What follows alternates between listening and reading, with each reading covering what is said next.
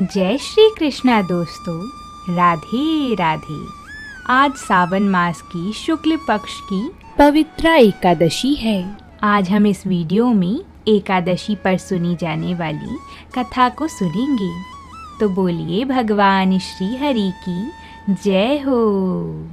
महाराज युधिष्ठिर ने कहा, हे प्रभु, ये कल्याणकारी और महापुण्यदायिनी कथाएं सुनकर मेरे आनंद की सीमा नहीं है और मेरी जिज्ञासा बढ़ती ही जा रही है। हे कमल नयन, अब आप मुझे श्रावण मास के शुक्ल पक्ष की एकादशी की कथा सुनाने की कृपा करें। इस एकादशी का क्या नाम है तथा इसके व्रत का क्या विधान है?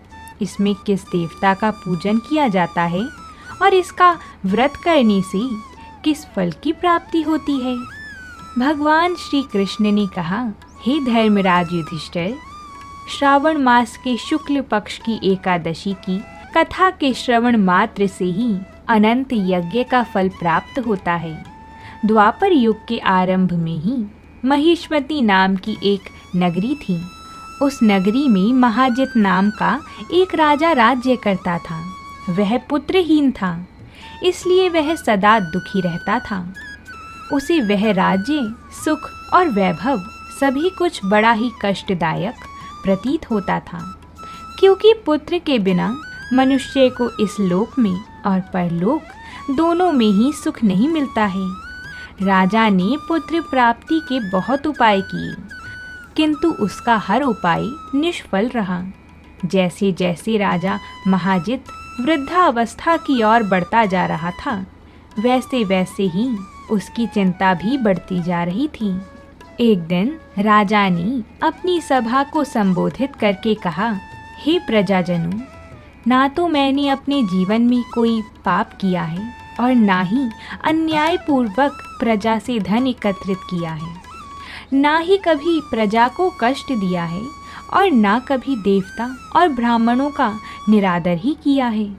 मैंने प्रजा का सदैव अपने पुत्र की तरह पालन किया है, कभी किसी से ईर्ष्या भाव नहीं किया, सभी को एक समान समझा है।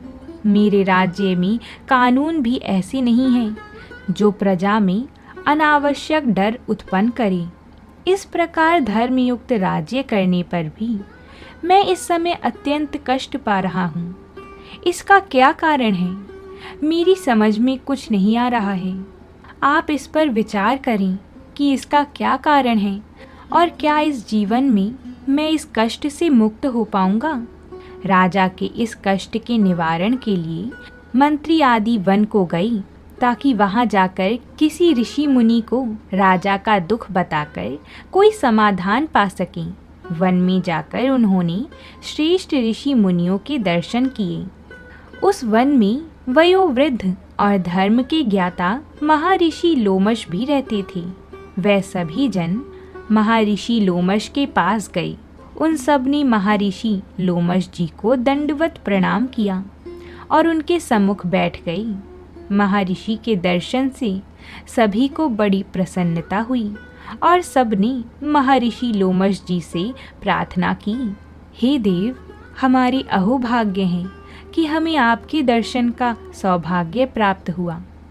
मंत्री की बात सुनकर लोमश ऋषि जी ने कहा, हे मंत्रीवर, आप लोगों की विनम्रता और सद्व्यवहार से मैं अति प्रसन्न हूँ। आप मुझसे अपने आने का प्रयोजन कहें। मैं आपके कार्य को अपने सामर्थ्य के अनुसार अवश्य ही करूँगा, क्योंकि हमारा शरीर ही परोपकार के लिए बना है। महर्षि लोमश जी के ऐसे मृदु वचन सुनकर मंत्री ने कहा, हे ऋषिवर, आप हमारी सभी बातों को जानने में जगतपति ब्रह्मा जी से भी ज़्यादा समर्थ हैं। अंततः आप हमारे संदेह को दूर कीजिए। महिष्मती नामक नगरी के हमारे महाराज महिजित बड़े ही धर्मात्मा और प्रजावत्सल हैं। वह प्रजा का पुत्र की तरह धर्म अनुसार पालन करते हैं, किंतु फिर भी वह पुत्रहीन हैं। हे महामुनि, इससे वह अत्यंत दुखी रहते हैं। हम लोग उनकी प्रजा हैं, हम भी उनके दुख से दुखी हो रहे हैं। क्योंकि प्रजा का यह कर्तव्य है कि राजा के सुख में सुख माने और दुख में दुख माने। हमें उनके पुत्रहीन होने का अभी तक कारण ज्ञात नहीं हुआ है, इसलिए हम आपके पास आए हैं। अब आपके दर्शन करके हमको पूर्ण विश्वास है कि हमारा दुख अवश्य ही दूर हो जाएगा, क्योंकि महान पुरुषों के दर्शन मात्र से ही प्रत्येक कार्य की सिद्धि हो जाती है। अंततः आप हमें बताने की कृपा करें कि किस विधान से हमारे महाराज पुत्रवान हो सकते हैं। हे ऋषिवर, यह आपका हम पर और हमारे राज्य की प्रजा पर बड़ा ही उपकार होगा। ऐसी करुण प्रार्थना सुनकर महर्षि लोमश जी अपने नेत्र बंद करके राजा के पूर्व जन्मों पर विचार करने लगे। कुछ पलों बाद उन्होंने विचार करके कहा, हे भद्रजनों, यह राजा पिछले जन्म में अत्यंत उद्दंड था तथा बुरे कर्म किया करता था। उस जन्म में यह एक गांव से दूसरे गांव में घूमा करता था। एक बार ज्येष्ठ मास के शुक्ल पक्ष की एकादशी के दिन की बात है। यह 2 दिन से भूखा था। दोपहर के समय एक जलाशय पर जल पीने गया। उस स्थान पर उस समय ब्याई हुई एक गाय जल पी रही थी। राजा ने उसको प्यासी ही भगा दिया और स्वयं वहाँ पर जल पीने लगा। हे श्रेष्ठ पुरुषों, इसलिए राजा को यह कष्ट भोगने पड़ रहे हैं।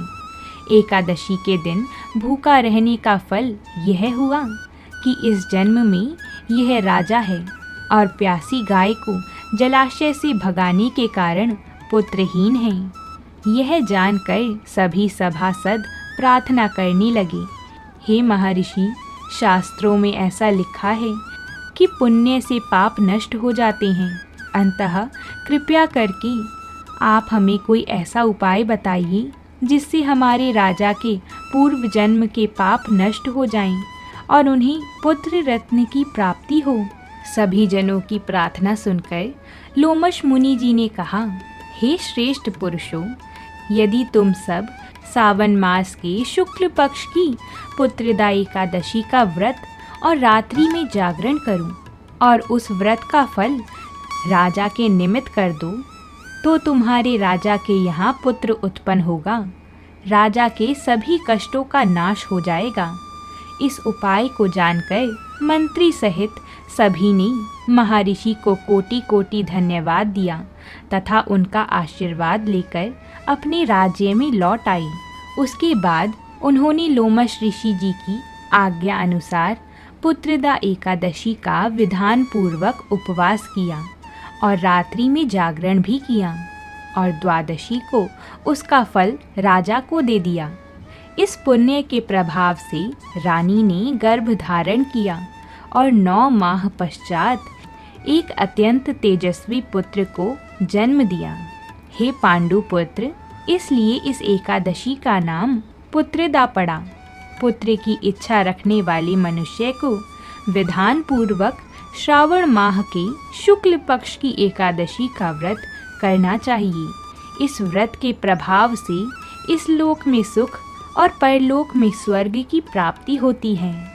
तो बोलिए भगवान श्री कृष्ण की जय हो। अगर आप हमारे चैनल पर नए आए हैं तो वीडियो को लाइक ज़रूर करें, साथ ही चैनल को भी सब्सक्राइब कर लें। अब हम आपसे मिलेंगे कल, तब तक के लिए प्रेम से बोलिए हरे कृष्णा।